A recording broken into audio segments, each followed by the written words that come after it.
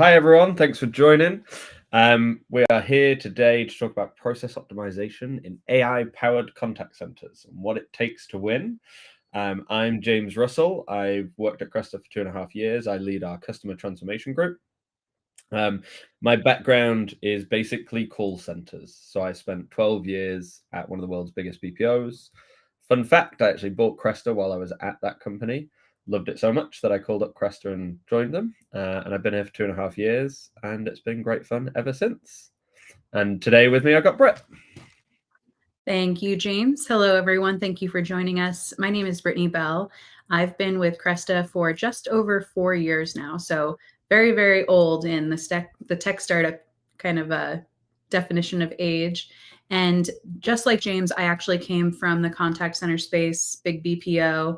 I was there for about 14 years, but unlike James, I was more on the operations side. So while James was buying Cresta, I was the end user of Cresta when Cresta was just still a fledgling Stanford AI startup kind of thesis project. So really excited to join and talk to you about not only how we can help transform some of the process in your contact center, but also how that actually applies in real life from the end users. Perfect. So let's go and take a look at what we're talking about today. So this is actually episode 2 of the AI Maturity Blueprint webinar series. This series is all about simplifying the 4 main pillars of AI adoption or successful AI adoption. You've got people, process, technology, and executive buy-in. Today, we're talking about the process and zooming in specifically on where AI and human agents, it's not just about working side by side, but where they need to team up to really drive the results that we're trying to deliver. So whether you're starting out exploring AI and you've never really used it before, or you've got AI of some kind already and you're looking to maximize your efficacy and the impact that you're having with that technology, then hopefully you'll leave today with some actionable steps that you can take to your own contact centers and put them in place and start seeing some results. So we're going to focus in specifically on process optimization. We're going to talk about how to fine tune the processes that you already have in your contact center so that when you deploy AI into those initiatives, they can really succeed. So to start us off, I'm going to hand it over to Brett. Thank you. So the real challenge that we're trying to solve here is that oftentimes a contact center organization will make a decision to implement some sort of AI solution with the hopes that it will simply fix their process, that they'll see some sort of magic wand effect where AI comes in and everything is just changed. There's no lifting, no practicing. It just works. So the harsh reality is that AI is really just going to amplify what already exists. So what that means is that if you don't have a very good process now and you haven't really thought strategically about how you want to deploy AI and how the deployment will impact or affect all of the different layers of your organization, you'll often end up creating a lot of friction and you'll realize that you need to redo a lot. So one of the things that we'll talk a lot about today is how you need to really assess your current process and accept the fact that you will need to get rid of that process, because if you layer AI on top of something that's already quite clunky and inefficient, you'll still be clunky and inefficient. You'll just maybe do it a little bit faster, which is probably not the ultimate goal. If we approach AI as something that's additive, you're just going to get underwhelming results. If you're continuing all these old legacy systems that are maybe slow or not intuitive or require duplicate effort. So to kind of humanize this and make it make sense outside of the contact center space, try to imagine that you live in an older home, you've built an expansion, you have another wing of the home that you've built, and you have two choices at that point, right? You've invested all this money, you've got this big old structure now, and you need to figure out, am I just going to use the existing plumbing and try and figure out a way for the other half of my new house to get water? Or am I going to replumb the house while I have all the walls torn down? So my recommendation is to put the new plumbing in, right? And so what we're going to talk about throughout our conversation today is how to make that determination of whether the existing plumbing will work and it'll be fine, or you need to replumb and really kind of crank up the efficiencies. So where to start? When you're making a decision to deploy an AI solution, what you need to do is identify the areas to optimize, right? Where are you having low water pressure in your home today? So where do those bottlenecks occur? Are agents spending a lot of time either looking for information? They might be going through several different knowledge resources. They might be using several different CRMs or like customer systems of record. They might also be documenting things post conversation. So an anecdote about that, like imagine that you have an agent who sells a product, right? They might need to fill out something about how to ship the product. They might need to enter something about what exactly is being shipped to the customer. They might also need to document that customer's record. So if those three things are all different, right? Implementing an AI solution doesn't necessarily always solve the problem if you've got those three different places that you're looking for. That leads itself to redundancy, right? So another example is that perhaps you've got a quality management team and they're still doing their QA process in a secondary tool that's not utilizing the AI.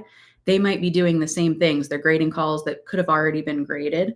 And perhaps that data is getting down to the resource that will actually use it to make tactical and meaningful change much slower, right? If there's a quality problem and it's gone on for 2 weeks before somebody reviews that call, it's very, very likely, almost a guarantee really, that the agent has made the same mistake over and over again and impacted countless customers in that time frame. And then additionally, a bunch of insights are ending up hidden. So if you think about who needs information from the calls that are happening, right? It's probably a marketing team. It's probably a training team. It might be someone who represents customer best interest. So those are the kinds of people that we need to consider when we're deciding what to do with AI. An important thing to calibrate on is that if you've got different people all kind of engaging with the data in different ways, and maybe they get it from different resources or they use it for a different function, it's really important to sit down and have conversations with those folks to make sure that when you're replacing a system, you're not solving it just for a single work stream, you're solving it for every work stream to remove all those areas of duplicated effort. And that's really important, right, Britt? Like that, actually sitting down and talking to people in the contact center, right, to actually understand where those problems lie. Like, you know, we work with a lot of different customers and prospects and companies who are trying to work out how to do this stuff.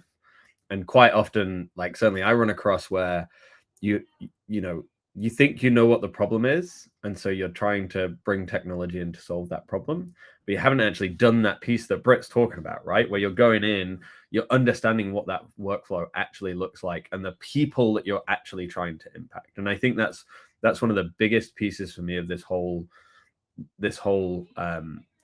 pillar, right? This process pillar. Fundamentally, it's the people that are currently doing that thing that you're trying to impact, and you're trying to optimize through efficiency or effectiveness or whatever it is. So yeah, I just wanted to underline, right, like the importance of that, actually going and speaking to the people that are in the process. Would you agree with that, Brett? Yeah, 100%. One of the customers that I partner with bought a solution to do a QM and coaching overhaul, but a fatal flaw in their deployment is that they didn't consider that their HR team needed to use the data from a legacy coaching and QM system in case somebody was terminated for cause and there was ultimately like an unemployment case that they needed to solve for. So what ended up happening is they've got this really sexy, cool QM and coaching automation flow, but now they have to copy paste it out of this amazing AI automated flow into an old rinky-dink legacy coaching system so that HR has access to it. Where if we would have sat down and like really understood what the output looked like from jump off, we would have come up with a solution to perhaps like connect via API and write to that legacy system if it was truly mandated or necessary. Or better still, we could have brought the HR team in and taught them how they could use Cresta to get the same result without relying on another system, which again, they probably would save some money if they got rid of that old yucky system in the first place. Yeah, like great example of trying your best to improve a process and then actually causing more friction in that approach, right? Like, yeah, great example. So what we see at Cresta is there's huge opportunity here when you're using AI to really try and drive um, that that that experience and drive that efficiency and effectiveness within your processes.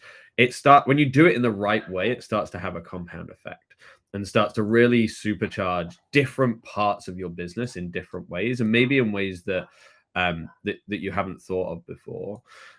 There are loads of studies and a lot of research about this topic specifically, talking around where companies that are investing in like a real transformation approach to the contact center and in customer experience specifically, they're finding really compelling results come from that. You can see on the screen now there's some research from McKinsey and from BCG with some of their kind of key call outs that they've made over the last year or so with some of their kind of big market research.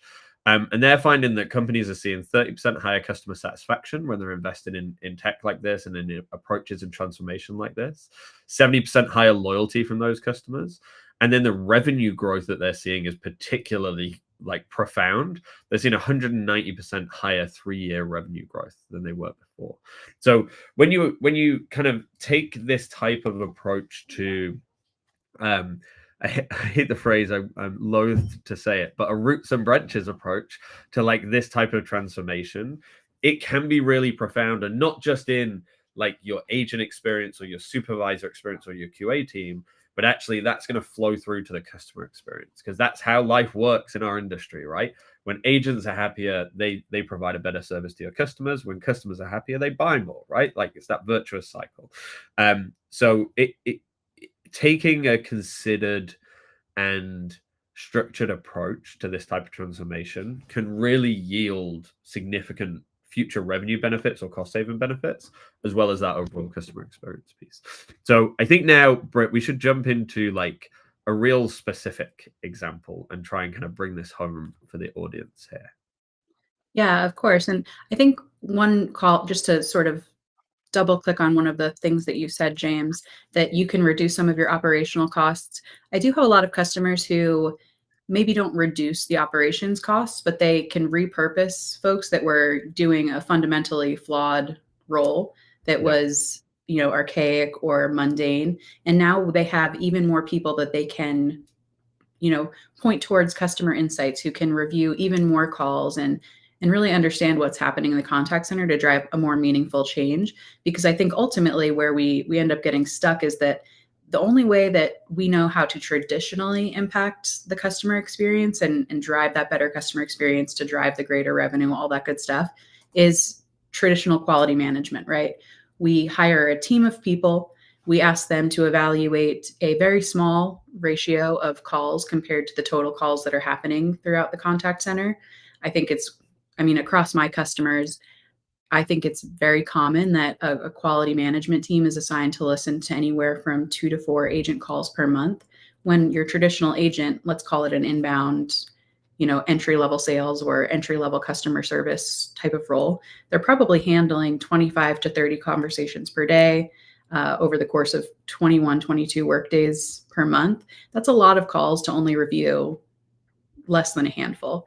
So ultimately, where we find that the existing quality management solutions are just not really holding true to the value is that agents are still wasting a lot of time, right? They're using a whole bunch of different fragmented tools. That is also true of the quality analysts that are evaluating calls. They might be listening to a call in a CCAS platform, grading a call in a different platform, doing a calibration in another platform. So they're moving and jumping and not really getting the most efficiency out of their workflows. It's also a very manual process. The turnaround time is quite long. Across a bunch of time and motion studies that I've done with customers, on average, the amount of time it takes to evaluate a call, if you're just listening to the audio of that call, is about 2.5 to 3 times the talk time of that conversation, right? So that takes a long time to get through. And it's very likely that a lot of a lot of evaluations are done from calls that were at least a few days back, right? And that's where you get into trouble, where a mistake that was made 3 days ago has probably been made 25, 30 times over the course of every day until you catch it. And then, of course, you also have to coach on it, right? So the moment that you submit that quality evaluation and the moment the agent receives feedback or coaching might be another several days, which is quite perilous. And then what we found is that a lot of our partners that we're working with today, they have started to find ways to auto score conversations. So a lot of our traditional CCaaS platforms do allow some degree of automated scoring for QM components, but in many cases, it's very, very strongly indexed on keywords. And what can be tricky is that humans are really funny. For example, James Russell said he hates to say roots and branches. I've never heard that phrase in my life. It must be exclusively British. I would never say that, but if James were configuring my auto QA and included the phrase roots or branches, thinking that that's how normal people speak, he would be incorrect and I would have bad scores. So the way that this has worked, and a really tactical example from one of my customers, is that they are selling home security solutions. So what that looks like is that the agents on the phone are doing discovery, asking questions, recommending a security solution, right? Cameras, sensors, smoke alarms, et cetera. And then where the rubber meets the road is that a tech needs to go out and successfully install these pieces of equipment in the home.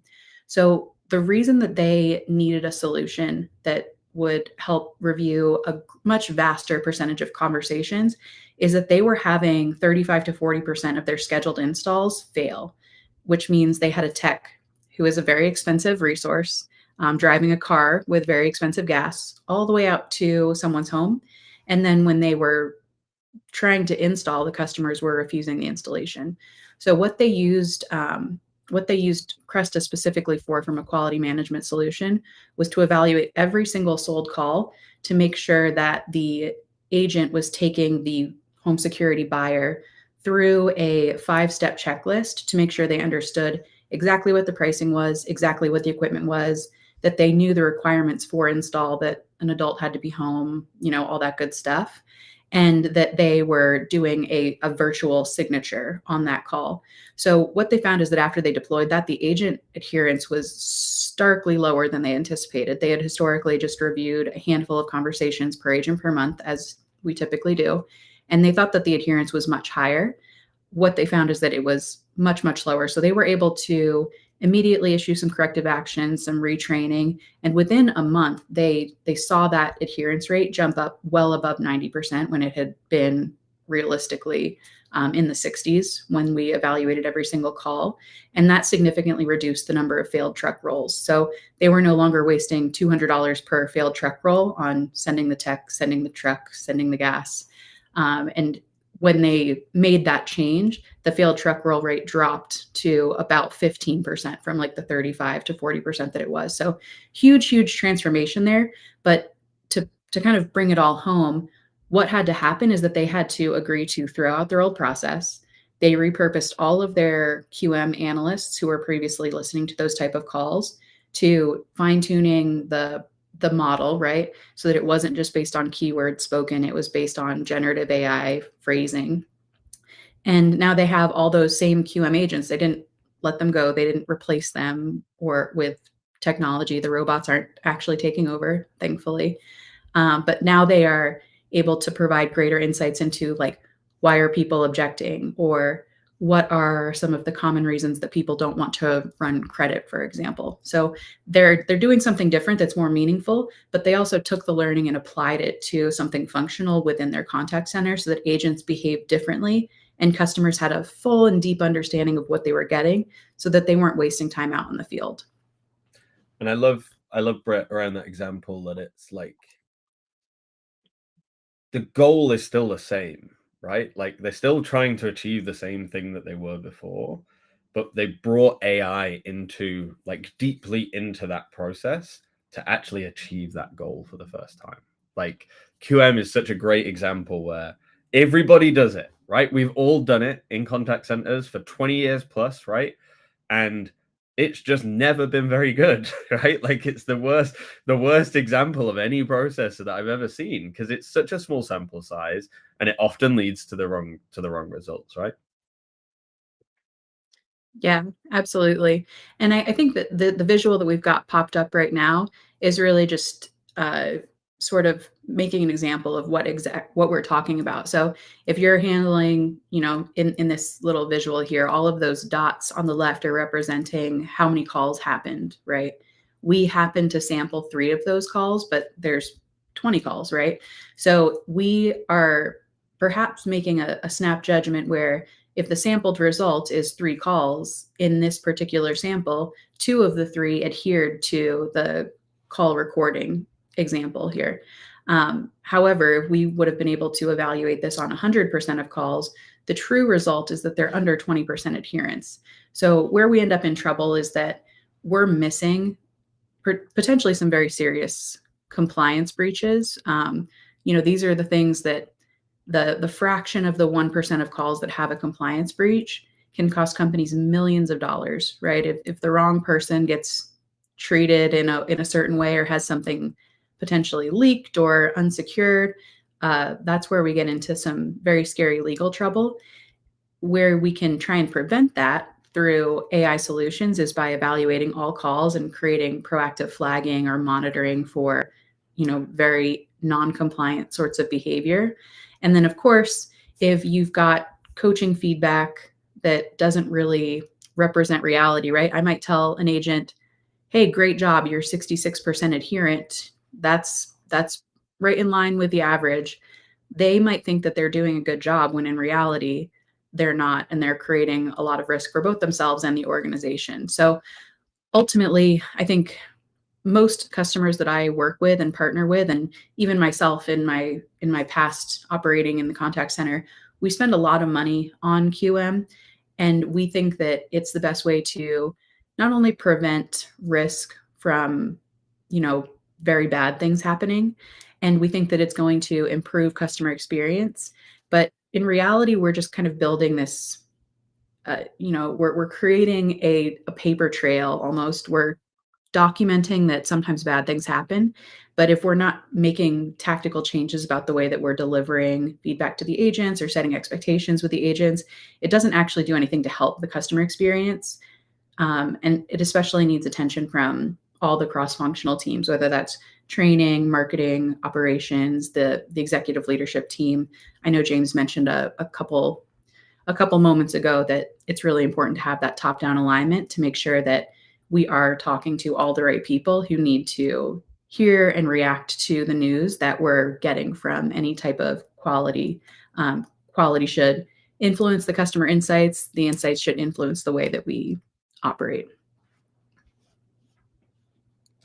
Cool. So as we think about like how to actually go and execute on that, right? So zooming out of QM for a second and starting to think more broadly around how to really maximize on the efficacy of your deployment, and then how to make sure that that continuously improves over time. The good news is I am confident that the vast majority of people on this call have seen a slide that looks like this before, right? Like this isn't rocket science. This is a pretty standard approach when it comes to deploying something and when it comes to like running a process, particularly in a contact center, but in most of our lives. The reason I've thrown it up here is because it's still just as important when you've got AI, right? AI isn't the magic bullet, right? It doesn't suddenly solve everything. And now you can just throw all of those concepts that we've been doing for a long time, specifically in relation to change management and continuous improvement. You can't just throw those out the window. You've still got to have that human in the loop to continue optimizing those processes or the impact that those pieces of technology are having for you. So just to recap a little bit, the strategize here, I guess if I was to leave you with a couple of takeaways in each of these elements, the strategize piece is make sure that your discovery is broad enough to cover all of the people that are going to be impacted in that process, not just the technology and like what the goal of that is, but the actual people that are involved in the process. And Britt gave a great example before of that HR team that were excluded from there. And then once you've got that broad kind of strategy of, okay, Now I know where I need to go and attack. I know where I'm going to put AI into this process. Then you move into the standard kind of 3-phase cycle. You're going to plan which part of that process you're going to go and change. You're then going to go and execute on that part of the process change. And then you're going to review how effective was that? What things did we miss? Is it working the way that we want it to? Are there any other things that we can change? And as you start to move through that cycle, you're then going to continuously iterate on that deployment. So you don't have to, I know we're talking about throwing out all of your old processes, right? You don't have to do all of the thing all at once, right? Like you can go at it piece by piece and start to improve along your process flow, along your journey, to make sure that you're getting the most out of it. So don't bite off more than you can chew, right? Is obviously really important.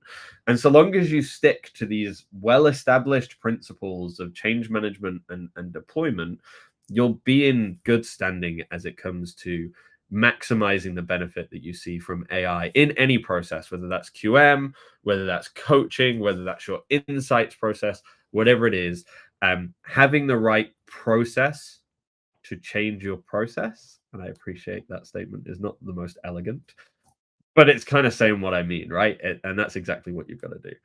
The second most important thing is then the people and having the right setup to be able to execute on those processes effectively, particularly as it comes to AI, right, Brett? Absolutely. So one of the ways that we try to drive this continuous improvement is that we help to define what we've branded as an AI center of excellence. So the goal here is to make sure to hit on that pivotal first step that James mentioned, where we're considering all of the different groups or teams that will benefit from the output of whatever you're doing. So we recommend creating the Center of Excellence. This allows our partners to assign the correct resources to make sure that we can invest in the adoption of this new solution and make sure that we're solving for all of the different needs. So what this does is it puts all the people together in a room, where I would come in, right, is that I'm bringing some industry trends, thought leadership, enablement on any new developments that come out, and making sure that this center of excellence understands how to apply those practices or how to apply those new releases into their existing processes.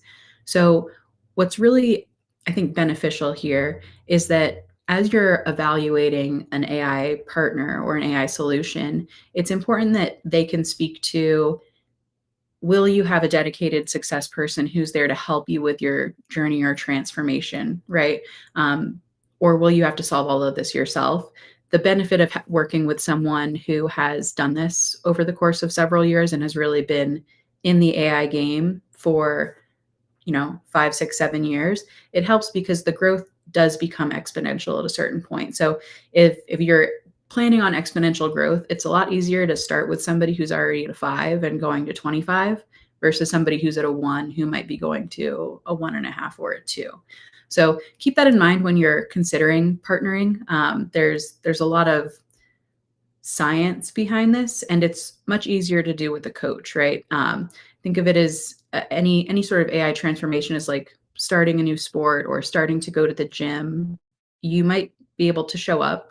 You can probably kick a ball a couple times without much guidance. You can probably lift some weights. But if you have a coach there who's understanding the composition of your body and your skill level and whether you're right-footed or left-footed, they can help guide you in a much more productive way so that your skills are growing at a much faster rate. You're seeing results at a faster rate versus, just kind of kicking a ball around hoping that you're going to be the next Pele. Love it. And Brett, how about the importance of centralizing that within an organization, right? Like we've seen Brett and I work together a lot, right, on actual customer deployments and things. So we see a lot of the same and share a lot of the same pain with this. But I can think of a couple of businesses where they're trying to take this AI transformation in silos, and within that creates like either inefficiencies or incompatibilities. Can you talk to like the centralization of some of those resources and the benefits that brings?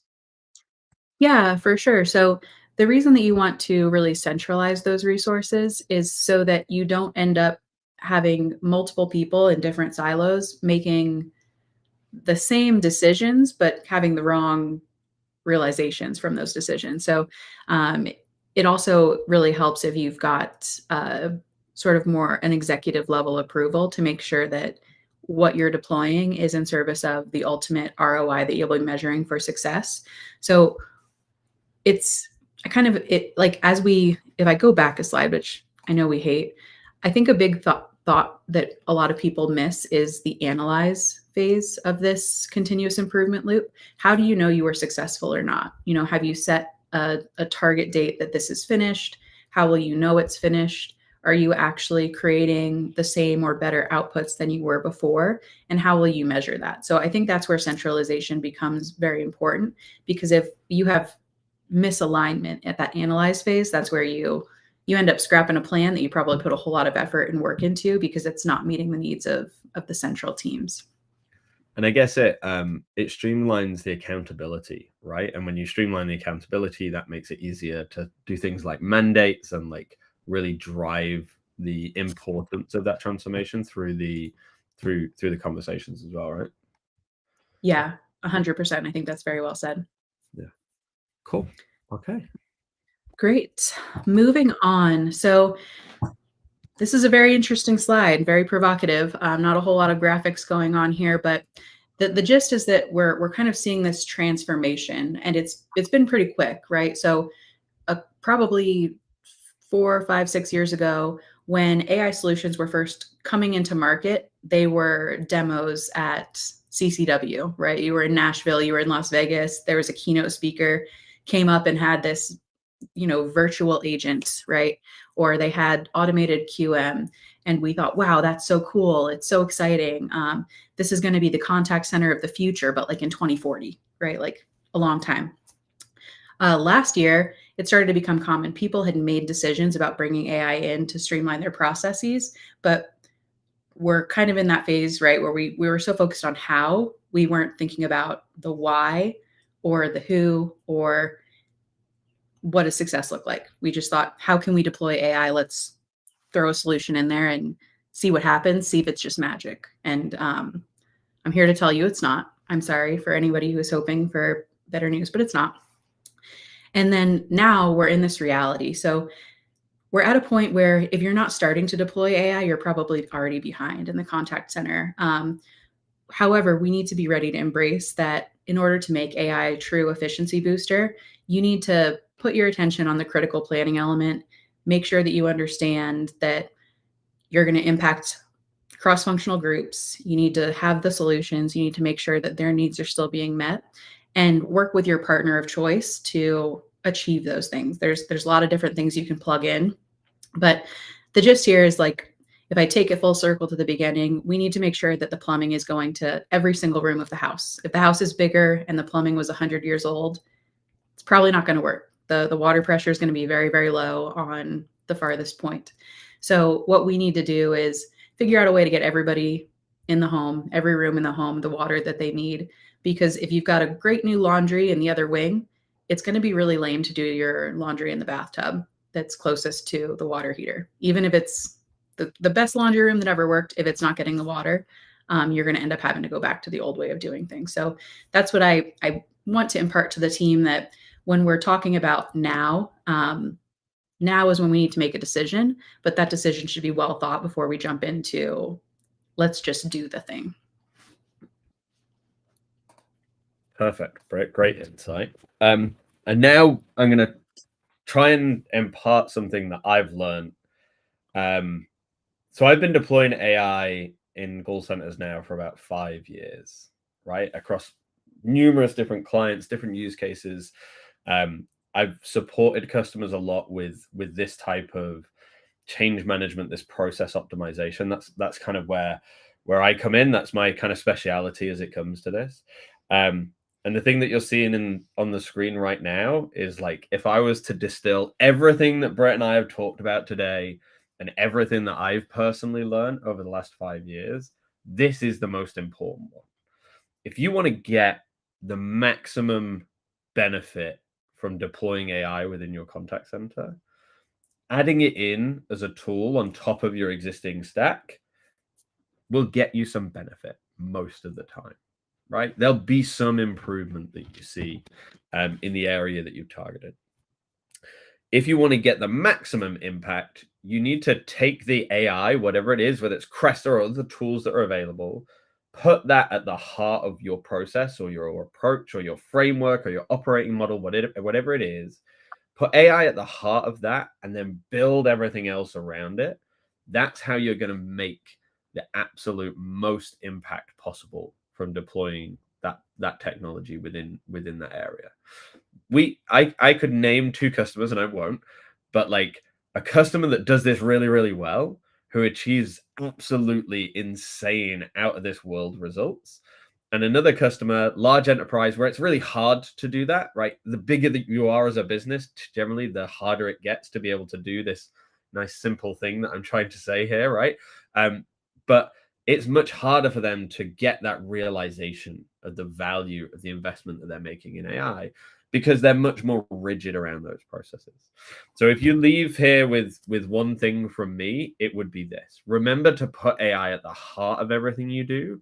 Don't just layer it in on top, because otherwise you are literally leaving dollars or pounds or euros or whatever it is on the table and not achieving that benefit that you're looking to drive. Great point. Thanks, Britt. Let's talk about the next episode, and then we'll jump to some questions. So up next is the AI Maturity Blueprint episode number 3. That is a nice mouthful. Thank you, marketing team, for making that easy to read. It's actually, I'm really excited about this next one because we're going to be joined by one of our customers, the Chief Experience Officer at IQ Credit Union, Ali Migaki, and our very own Brandon Teagan, who's someone that I've worked very closely with over the years. And they're going to walk you through what you need to look out for when choosing the right AI technology, the must-have technical specs, what potential pitfalls to watch out for, as well as like actual practical tips to maximize adoption, impact when you take the approach that we take here at Cresta, which is crawl, walk, run. Teagan's an absolute expert at that, and I know that Ali will have some great insight from her experiences as well. It's going to be a great discussion. There's a pop-up on your screen right now. If you want to secure your spot for that, just click on there and you'll be able to book your spot just like you did for this one. And with that, let's jump into some Q&A from the chat. So first question I'm seeing here, are there certain processes that should never be automated, even if AI can technically handle them? That's a very interesting question. Brett and I both talked today about the importance of understanding what it is you're trying to do and making sure that you apply AI in the right way to that thing that you're trying to achieve. QM is a great example of this, right? There are some things that you might be doing today in your traditional QA process that AI isn't very good at doing, right? Anytime, like as an oversimplification, but like if you're trying to do any kind of reasoning or things like that, AI gets less good at that the more complex and the more intricate you get. So you've got to have cognizance of, can AI do the thing that you're looking to do? And is it able to do that consistently and effectively at the level that you need it to? And depending on what that process is, depends on how important those different things are, right? If we're just looking for, did the agent give a nice, happy greeting at the start of the call? I can probably cope with a little bit less precision in there. So that's totally fine. If I'm looking for a very specific series of things to happen that have different technologies or different processes and links to other systems, like I need to make sure that the AI is going to be able to do that consistently in order to be able to do that. So for me, it's less about a specific process that should never be automated and more around the specifics within that process. You've got to check that the automation is appropriate and is able to do what you want it to at the level that you would need it to. Anything you'd add to that, Brett? I think what I really like is when the AI can point to an exact moment, right, where something was demonstrated or not demonstrated, so that a human could be in the loop and validate. Right, there should always be someone who is kind of evaluating the authenticity of the AI result, right, making sure that it is capturing the most accurate way, because human speech patterns can evolve over time, or you can introduce a new agent that says something a new way, and it might be flagged as incorrect or bad, and it might not actually meet that bad criteria. So I think we should always leave room for a human to be in the loop to evaluate some of the results. And the AI should be able to point to the evidence such that the human in the loop can go right to that moment and not need to listen to a whole call. That's really where I kind of stand on. We shouldn't shy away from automation for any particular process if AI can handle it, but AI should be able to prove its point, I guess. Great answer, Brett. Next question up is, what would you say are best practices to collect meaningful feedback from agents and supervisors on AI's effectiveness? Any thoughts on that, Brett? Yeah, I mean, the best way to collect feedback is ideally in product, right? You have the ability for the end user to give a thumbs up or a thumbs down, get some comments. We don't want to add additional work to their day or take them out of production to, necessarily have one-on-one feedback sessions with them. It is great to get folks in a room and talking. A lot of times they'll be able to share some of their own best practices that they've developed that maybe another agent hasn't quite happened upon yet. But the ideal best practice is that they're providing feedback in real time from either the guidance or the summarization or the automation that they're seeing benefit from, and then using that data to prioritize changes or bug fixes, things that are going to come down to a better impact to the end user. Yeah, for sure. I think that's great, and I think I would also add to that, like, it's not just agents and supervisors, right? There's all of those other personas that AI is going to touch in your contact center, whether that's your BI team, your analyst team, your contact center leaders, right? And they're all going to have different needs of the technology. And so you got to make sure that when you're trying to get that meaningful feedback, again, I go back to what I was saying earlier around that persona-based approach. I would be taking that same approach with collecting that feedback. So whether that's through your focus groups or surveys or whatever it is, outside of the pieces in the technology, make sure that that's appropriate for the people that you're speaking to as well. Okay, I think we'll do one more question before we close out. So what are some, this is a potentially controversial question. What are some early red flags that indicate a company is relying too heavily on AI without addressing process inefficiencies? Why do I say that's a controversial question is probably what I should answer first. There are lots of customers that we have, and there are lots of companies out there in the market that are trying their best, right? I alluded to this before a little bit. I can think of a couple of big enterprises that we work with where this is just really hard to do, right? There's lots of cooks in the kitchen. There's lots of different teams that are responsible for different things. So something as simple as, hey, you should put your coaching into this AI platform instead of this old school, basically spreadsheet that you're using. You'll be able to track it better. It'll be quicker to do the coaching. It'll be more effective to do the coaching. That can be a huge challenge for some businesses to do. So I think the biggest red flag that I see is as soon as you're coming up against friction for any process that you're trying to change, that's generally a pretty telltale sign that, like, you're going to struggle to be able to maximize the benefit that company is going to be able to drive out of the AI tool. Do you have any thoughts on that, Brett, without being mean about any of our customers? Yes, I would never. I agree with everything that you said, James. It is difficult to enact any sort of change. I would maybe slightly disagree that, like, as soon as you see friction, that's a red flag, because there will be friction. It'll be challenging. You'll have to learn new muscle memory in the way that you're doing things. So you should expect friction and embrace it, right? Where I am most commonly finding the first early red flag is adoption for a short period of time, meaning that whoever is consuming the solution starts using it for about a week, and then their usership sharply declines instead of ticking up slowly. So having reporting on usership particularly in segments of time, whether that be days, weeks, months, and seeing a reduction. So that's usually like my first early red flag, where I would go back to that center of excellence group and say, hey, this particular user or this particular group started off trying, they've fallen off. Let's get them together and figure out how we can help solve for them or reset expectations about their usership. It's usually not a super early red flag, but more of like a middle term red flag would be if the KPI that they aligned on during that analyze step is not starting to be realized, right? So if you've implemented a process change and you're not seeing a material change to your outcomes or success criteria, it's probably either a good indicator that you tried the wrong thing or that people are not adopting as they should. I think that last point is really, really insightful, right? That is a huge one, right? That we see. Absolutely. So, great. Okay. Well, thank you, Britt.